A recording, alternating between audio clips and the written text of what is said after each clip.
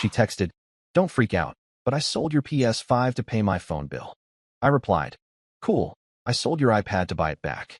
When she found out it was her work iPad, and her boss called about the listing on Facebook Marketplace. It started on a Sunday that looked harmless. The kind of morning where everything felt too quiet, too calm, the sort of silence that comes right before something snaps. I was sitting at my desk editing a short client video when I reached for my controller, only to realize the space under the TV shelf was empty. My PS5, the one I'd saved for 6 months to buy, wasn't there. At first, I thought maybe I'd moved it to clean. Then maybe my girlfriend, Tina, had borrowed it to stream something. But the HDMI cable dangled loose, the dust ring outlined perfectly where the console used to be, and the box of controllers was open and half empty.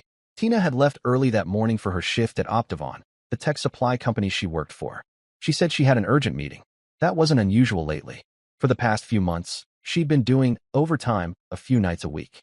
She came home late smelling of some new perfume she claimed her coworker gifted her. She'd started wearing lipstick to work again. Her phone stayed face down on the table during dinner, and she'd take calls on the balcony, whispering. I told myself not to turn paranoid. People change, jobs get stressful, and relationships hit weird phases. But finding my console missing was a new level of wrong. Then, about an hour later, my phone buzzed. It was a text from her. "Don't freak out, but I sold your PS5 to pay my phone bill." I just stared at it. No apology, no offer to repay. Just that line, casual, almost playful, like it was some inside joke I'd laugh at later. Something in me switched off. I didn't rage, didn't call. I just sat back in my chair, rereading the message, realizing this wasn't the first time she'd crossed a line. It was just the first time I'd actually noticed how far she was willing to go. She had borrowed my car before, said she'd fill it up, and came back with the gas light still blinking. She once used my credit card for groceries, and I found Sephora and Zara charges. Every time she'd giggle, say she'd make it up later, and I let it go. But this time, I couldn't shake the feeling that something more was behind it. Maybe it was because, lately, she'd been short-tempered whenever I brought up money or asked where she'd been. Maybe it was because I'd overheard her once say to a friend on speaker, "He's still figuring his life out." It's cute. I wasn't cute. I was broke, sure. My freelance contracts had dried up after my old production company closed. But I'd been grinding, lining up new clients, editing reels, rebuilding. Meanwhile, she'd turned cold, smug, like she was already halfway out the door. So, I stared at her text, typed back a single line, and hit send. "Cool, I sold your iPad to buy it back." I knew she'd lose it. But what I didn't mention was which iPad. Not the old cracked one she used for Netflix in bed. The newer silver one she kept in a sleeve labeled Optivon property.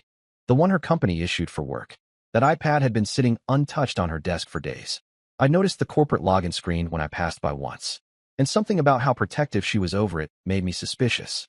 So I'd taken it, checked the serial, and listed it on Marketplace that morning, just as an experiment. I never thought I'd actually go through with it, until her message came through. When I hit send, I felt this strange calm, like I'd been holding my breath for months and finally exhaled. 2 minutes later, my phone blew up. First came the texts. "What are you talking about? You didn't actually sell it, right? Elliot." Then the calls. 10, 15, 30 times in a row. I didn't answer. I walked into the kitchen, made coffee, and sat at the counter while her messages stacked on the screen. One stood out.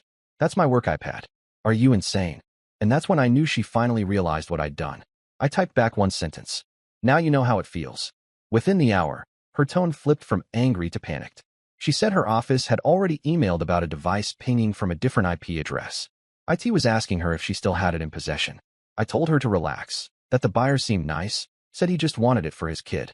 She texted, "Elliot, please, I could get fired." I replied, "Don't freak out." Then I left it at that. I wasn't trying to ruin her career, but I needed her to feel what it's like to have something personal stripped away without consent, to see how easy it was to destroy trust with a single selfish move. For the next few hours, I sat on the couch and thought about every red flag I'd ignored. The late nights, the perfume that wasn't mine, the overtime calls that lasted until 1 a.m. I remembered one night when she'd come home smiling at her phone, still typing as she walked in. When I asked what was funny, she said it was a meme from a coworker named Bryce, her trainer. The name stuck in my head. A few days after that, I saw a man drop her off near the corner instead of our building. He was driving a company vehicle. She claimed it was just her manager giving her a lift because her car battery had died. I believed her. I wanted to believe her. Now, though, everything fit together like puzzle pieces I'd been refusing to look at. By late afternoon, her tone changed again. She sent one last message. You're seriously evil for this. Hope you're proud. Then silence. Around 6, I got a call from a number I didn't recognize. A man's voice asked if the iPad was still available on Marketplace. Said he could pick it up that evening for the listed price in cash. I agreed. I didn't even care about the money. I just wanted to see what would happen when she realized it was gone for good. He showed up half an hour later. Normal guy, polite. Handed me a few $100 and left. I deleted the listing. At 8 p.m., I heard her key in the lock. She came in like a storm, hair tangled, eyes red. She saw the empty tablet sleeve on the desk and froze. Elliot, where is it? She demanded. I didn't answer. I just leaned back on the couch and looked at her. She started pacing, muttering that her boss had called, that IT was tracing the signal, that she could get fired for this. I told her calmly, guess we're both learning about consequences. That was the moment something shifted in her eyes. Fear, not guilt. Like she wasn't worried about me at all, only about being caught. And that expression told me everything I'd been afraid to admit. She wasn't just lying about the PS5. She'd been lying about everything else too. Tina's panic didn't fade after that night. If anything, it multiplied with every hour she couldn't track the missing iPad. She didn't sleep. She sat up on the couch, hair tied in a messy bun, muttering into her phone about encryption and remote wipes. At one point, she accused me of ruining her career, then fell silent as she scrolled through her messages. The next morning, she left early, slamming the door so hard the frame rattled. For a while, I just sat in that stillness she left behind. There was something eerie about how quiet the apartment felt now that her voice wasn't bouncing off the walls. I opened my laptop, made coffee, and tried to focus on a client edit, but I couldn't shake the feeling that the story wasn't over, not even close. Around noon, a message came through from her number. It wasn't an apology, just a short line saying she was in deep trouble and that her boss had called her into a meeting. I didn't reply. She'd made her choices. But a strange curiosity began to creep in, not just about the missing device, but about what she'd been hiding behind it. I'd always found it odd how protective she was of that iPad.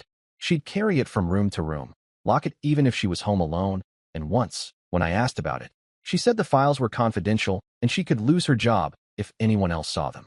That morning, when she left in a rush, she forgot her tote bag on the counter. Inside was her personal phone, the one I knew about. But something else caught my attention, a second, smaller charger, the kind that fit a different model entirely. It didn't take long to find the source. In the side pocket of her bag was another phone. Sleek, newer than mine, and locked with a passcode I didn't recognize. I stared at it for a while, debating whether to go further. Then I noticed a faint crack across the screen. The same one I'd seen weeks ago when she came home and claimed she'd dropped her work phone at the office. I powered it on. The lock screen lit up with a preview of messages, just a few words visible before it blurred out. Enough to read names and fragments. One of them said Bryce. Another line, timestamped from last night, said, I'll cover for you. Just delete our thread. The air seemed to thicken around me. I tapped the notifications until one finally expanded enough to show part of a conversation. I scrolled, piecing together the story from what little I could see before the screen dimmed again. The messages were flirtatious, suggestive, and full of inside jokes about overtime. There were mentions of hotel receipts, small compliments about her dress, even a photo I recognized, the one she posted on Instagram last week captioned, work dinner vibes. Only now I saw it differently. Her necklace in that picture wasn't the one I'd given her. It was a new one, silver with a small key pendant. Bryce had sent an image of the same necklace days earlier with a note saying, can't wait to see it on you. I sat there for a long time, letting the weight of it settle. Every inconsistency from the last few months replayed in my head. Her new perfume, her late returns, the sudden need for privacy, the quick screen flips when I walked past. The PS5 wasn't a desperate move. It was contempt. She'd already checked out of the relationship, already spent weeks mocking me to someone else, and selling my console was her way of testing how much she could get away with before I broke. My hands trembled slightly, not with rage, but with clarity. I copied the messages to my laptop and backed up everything I could. Screenshots, timestamps, even her texts mocking me to Bryce. She had written, he's sulking again. Probably gaming to forget he's broke. A few minutes later, another message, sold his PS5. Maybe he'll finally go outside. He'd replied with a laughing emoji and something crude. That was when I realized her message to me. Don't freak out, but I sold your PS5. Wasn't spontaneous. She'd sent it because she thought I was already the fool in their private joke. The day dragged on. Around 3, she called, her voice strained and tired. She said her boss was furious, that the missing iPad had triggered a security alert because it contained client data. IT was tracking the device through its serial number, and she'd been told to produce it immediately or face suspension. I told her I didn't have it anymore. She hung up on me. By 5, I heard her car outside. She came in without a word, dropped her keys, and paced back and forth across the living room. She looked exhausted, makeup smudged, hair unkempt, like she'd been crying or arguing for hours. She said she'd been suspended until further notice. I watched her as she paced, muttering that she needed to fix everything before it reached the higher-ups. She blamed me, of course, said I'd gone too far, that I'd destroyed her professional reputation. But underneath the panic, there was something else, fear. Not just of losing her job, but of something larger unraveling. I could see it in the way her eyes darted whenever her phone buzzed. That night, when she went to shower, I noticed her laptop still open on the dining table. She'd left her messaging app logged in, the one linked to her work phone. I scrolled through the most recent chat with Bryce. The tone was desperate now, no more jokes. She told him what happened, how she couldn't find the iPad, how she was scared IT might find something in the backups. He told her to keep calm and not mention him at all. Then he added that he couldn't risk his position for a mistake she made. It was clear he was cutting her off. I closed the laptop quietly and went to bed on the couch. For the first time in months, I felt an odd sense of peace. The lies were no longer shadows. They were fully visible now. The truth had become a living thing, one that didn't need me to chase it anymore. The next morning, I decided to finish what she'd started. I took the screenshots of her messages with Bryce, along with her earlier text to me about selling the PS5, and compiled them into a single folder labeled Optivon Incident. I didn't attach my name to it. I simply created a new anonymous email account and sent the folder to the HR address listed on the company website. No subject line, no explanation, just the evidence. Within hours, things began to move. Tina received a call mid-breakfast. Her voice turned sharp, defensive, as she tried to sound surprised. I listened from the kitchen as she promised to come in to clarify everything. Her hands shook while she gathered her things. By the time she left, I knew her world was about to collapse. But I didn't feel guilt. She'd gambled on deceit, treating loyalty like a currency she could spend and replace. What she didn't realize was that every lie leaves a trail, and she'd left an entire network of them. That afternoon, a message from her coworker appeared on Facebook, someone I barely knew but who apparently knew me through her posts. It said only, "You should check your marketplace messages." When I opened them, I saw new notifications. The buyer who'd purchased the iPad had contacted me again, asking if everything was okay. Then another message appeared, not from him, but from a user whose profile photo was the Optivon logo. They said they were from the company's IT department and needed to verify a listing tied to a stolen device. I didn't respond. I deleted the messages and cleared the listing entirely. By evening, I started receiving calls from numbers I didn't recognize. One after another. I didn't answer any.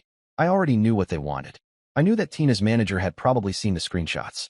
I knew the investigation had begun. When Tina finally returned that night, she was pale. She said she'd been temporarily suspended, pending a full review of the incident. She didn't mention Bryce's name. She just said someone had sent private messages to HR. She tried to act confused about how they got there, as if it were some digital mistake. But the way she avoided eye contact told me she knew exactly who had done it. For the first time since we'd met, she didn't try to control the situation. She didn't threaten, didn't insult, didn't even cry. She just sat quietly at the edge of the bed, staring at the floor. The silence stretched until it felt like a living thing between us. I went to the window, looked out at the streetlights, and wondered how many other people had gone through this same quiet ending. The slow disintegration of trust disguised as love. Tina eventually fell asleep. I stayed awake, listening to her restless breathing, and thought about how everything had shifted. She'd sold my console. She'd sold her integrity. And by morning, she'd realized she'd also sold her future. 2 days later, it all began to unravel faster than either of us could keep up. I was drinking coffee in the kitchen when I heard the distinct tone of an unfamiliar ringtone coming from the bedroom. Tina's phone. She was still asleep, curled up in a blanket, the glow from the window half covering her face. I picked up the phone and saw the caller ID, Optivon Corporate Office. She stirred, half awake, mumbling something about needing 5 more minutes, but I answered it anyway and placed the call on speaker. A woman's voice, polite but firm, asked for Tina Morales. I said she was unavailable. The woman paused, then said they were escalating a matter to their security division regarding a stolen device linked to confidential client data. She explained they had traced the Facebook Marketplace listing to our shared address. I hung up before Tina could fully wake. She opened her eyes, bleary and unfocused, then sat up the moment she realized what I'd heard. There was a kind of quiet horror in her expression. She didn't even ask me to explain. She just knew it was over. She dressed quickly, muttering something about needing to get ahead of it, and left without breakfast. That afternoon, a police car stopped in front of the building. Two uniformed officers came up the stairs and knocked. The neighbors peeked through their doors, pretending not to. I let them in. One of them read a short statement about a report filed by Tina Morales claiming I had unlawfully taken and resold company property without consent. They said I needed to come to the station to give my side. I didn't argue. At the precinct, I told them everything. I showed the text where she admitted selling my PS5. I showed the timestamps proving I'd only sold the iPad after she had already confessed to selling my property. I even showed the screenshots of her messages with Bryce, careful to blur the most personal parts, but enough to demonstrate motive. She had reason to blame someone else when her company started closing in. The officer in charge, a middle-aged man with a tired face, skimmed through the screenshots. He exhaled slowly, said something under his breath about people digging their own holes, and asked if he could keep copies. I left the files on a flash drive and signed the statement. When I got home, Tina wasn't there. Her car was gone. The apartment looked oddly bare, like she'd already started packing her life into boxes. Half the drawers were empty. The framed photos we'd taken together at Navy Pier were missing from the shelf. I sat on the couch and stared at the faint rectangles of dust where they used to be. That night, I received a call from an unfamiliar number. It was her boss, a man named Robert Vega. He said he needed to confirm whether the marketplace listing had been mine. I could hear exhaustion in his tone, the kind of fatigue that comes from a full day of damage control. I told him the truth. Yes, I had listed the device, but only after she'd sold my console without consent. And yes, I had the original text message to prove it. There was a long pause on the other end. Then he said quietly, "We've already seen the screenshots. HR forwarded them this morning." He thanked me for cooperating and hung up. I didn't need him to say anything else. That was enough. The next morning, Tina came home. Her makeup was gone, her eyes red, her hair tied loosely like she hadn't cared to look in a mirror. She didn't yell or accuse me this time. She dropped her purse and sat across from me at the table, the same table where we'd once planned vacations we never took. She said she'd been fired. No severance, no letter of recommendation, just a signed termination form and a warning that the company might pursue legal action for data negligence. She said Bryce had been moved to another department to avoid further complications. I could tell by the way she said it that he hadn't defended her. He'd vanished the moment things got messy. She tried to explain herself. Said she was stressed, that she only sold the PS5 because she panicked about bills, that she never meant to hurt me. But the more she spoke, the more it sounded rehearsed, like she was trying to convince herself as much as me. I listened, then asked about Bryce. She didn't deny it. She said it wasn't serious, that it just happened during a rough patch. Words that were meant to sound like mistakes, but came out as choices. She admitted he'd been the one paying her phone bill for months, that they'd been meeting in hotels during her so-called overtime shifts. It was strange. I didn't feel anger. I just felt distance, as if I were listening to a stranger narrate someone else's life. That night, she slept in the other room. The next morning, she woke early and started making calls, her voice sharp again. From the fragments I overheard, she was trying to reach Bryce, but he wasn't answering. She called her former co-workers too, one by one, trying to find someone who would sympathize. None of them did. By then, the screenshots had circulated through the company's group chats. Everyone knew about the affair. Everyone knew she'd tried to pin her own crime on me. A few days later, she received an official letter demanding repayment for the cost of the lost iPad and warning of potential civil action if she failed to comply. I found it on the counter one morning, unopened, the envelope marked urgent. She left it there for 3 days before finally tearing it open. The tension in the apartment grew unbearable. She cried once, quietly in the bathroom, thinking I couldn't hear. Then she tried to pretend nothing had changed, made coffee for 2, asked if I wanted to talk. I didn't. The turning point came when a neighbor, an older woman from the floor below, stopped me in the hallway and said the police had been back that afternoon looking for Tina. Apparently, she'd been summoned to clarify inconsistencies in her original statement. I found her sitting on the floor of the bedroom, her suitcase half-packed, staring at the letter again. She said she didn't understand why the police wanted to talk to her again. I told her it was probably about the false report she filed. She stared at me for a long time, her eyes empty. Then she said something so quiet I barely caught it, that she never thought I'd actually let her lose everything. There was no reply that made sense anymore. I went to the kitchen, poured water into a glass, and stood by the window watching the street. Outside, the world kept moving. Cars, laughter, a delivery guy on his phone. Ordinary life continued, untouched by the wreckage inside our apartment. The next morning, she left for the police station. She didn't say goodbye. Hours later, she texted that she'd been questioned about her false report. She didn't mention whether they pressed charges, but I knew they probably warned her about the consequences. By the weekend, she had packed most of her belongings. The boxes disappeared one by one. I didn't ask where she was going. I didn't need to. A week later, I got another call from Robert Vega. This time, his tone was different, measured, almost respectful. He said the company was closing the investigation and that he wanted to thank me for cooperating. Then, almost hesitantly, he asked if I'd ever considered doing freelance data management work. He said they had a temporary opening, and my composure during the whole ordeal had impressed the HR director. I said I'd think about it. When I hung up, I sat there for a while, letting the quiet settle again. The apartment felt lighter now, stripped of tension, stripped of her. But every object around me, the couch, the shelves, the faint mark on the wall where her photo used to hang, carried traces of what had happened. It struck me how betrayal doesn't explode all at once. It leaks slowly, filling the air until everything starts to corrode. And when the noise finally stops, what's left isn't heartbreak or rage. It's just space. Empty, quiet space. Tina never came back after that. I didn't reach out. I didn't delete her number either. I just left it there, dormant, like an old scar I didn't need to hide but didn't care to touch again. The silence after she left didn't feel peaceful at first. It felt hollow, like someone had vacuumed the air out of my life.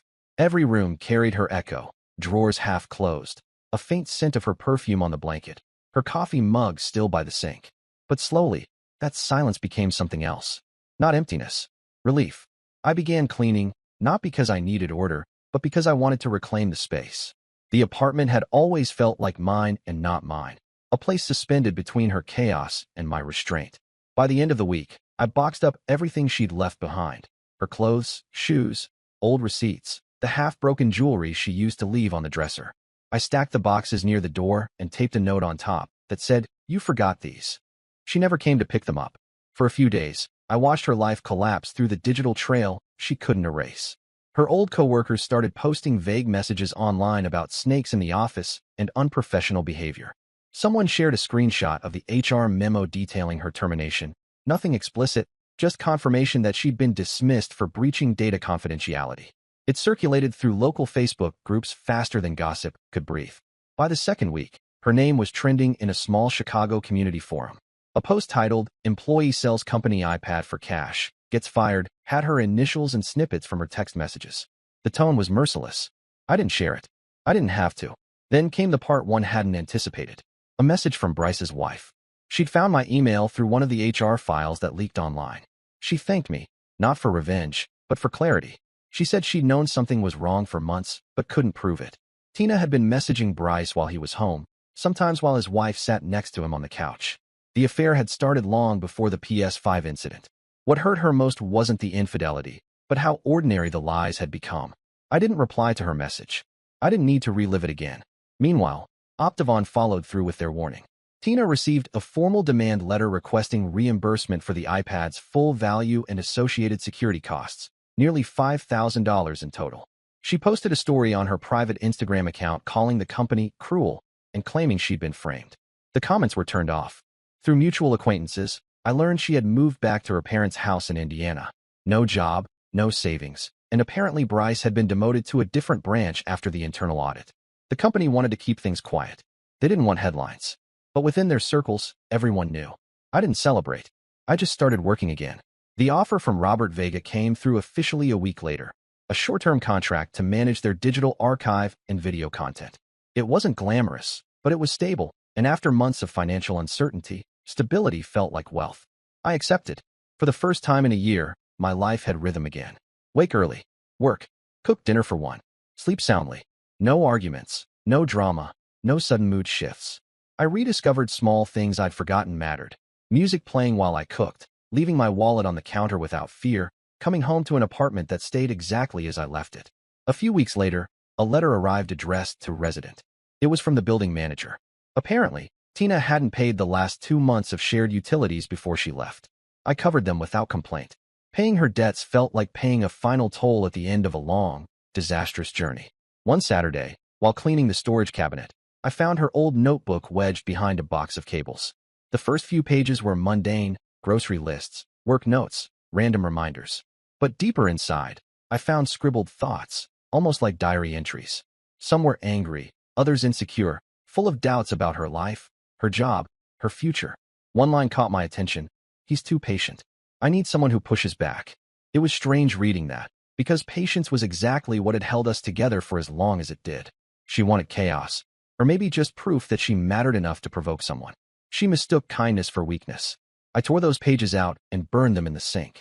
Watching the ink curl into ash felt final.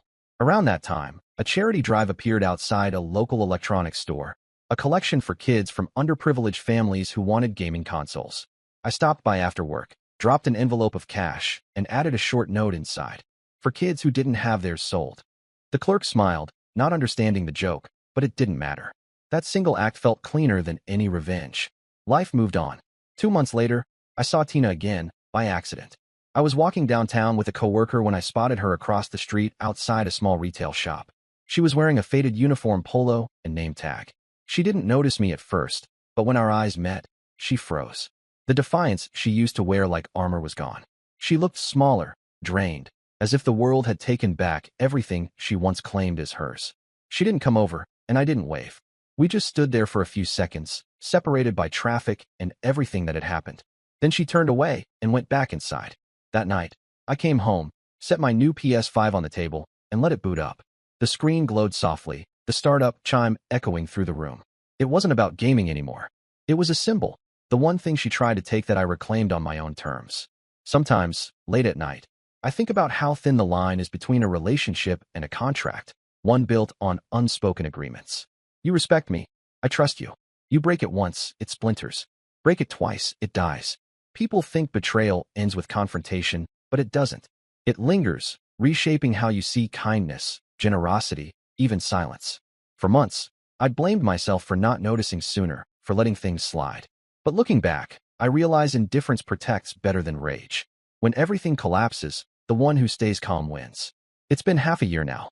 I still work remotely, still live in the same apartment, though it feels brand new. I painted the walls lighter, replaced the old couch, and hung a print above the TV.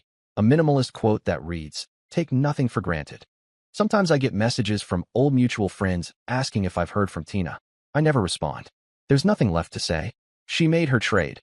Love for convenience, loyalty for attention, trust for temporary comfort. I built mine back brick by brick. And in the quiet moments, when the city hums outside and the screen glows faintly in the dark, I feel something I hadn't felt in years. Not triumph, not revenge, just peace.